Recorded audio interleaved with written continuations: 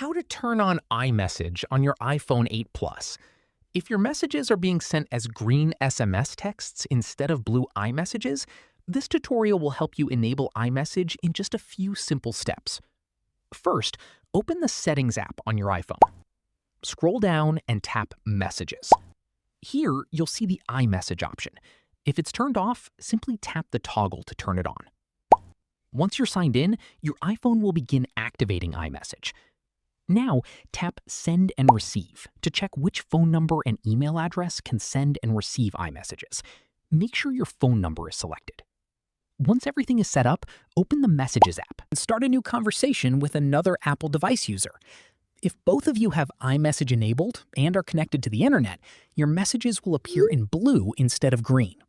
In my case, the person I'm messaging doesn't have iMessage turned on, so my messages are being sent as regular SMS texts, which appear in green. And that's it. You've successfully turned on iMessage on your iPhone 8 Plus. If you found this tutorial helpful, don't forget to like this video, subscribe to the channel, and follow for more iPhone tips, tutorials, and the latest tech updates. Thanks for watching.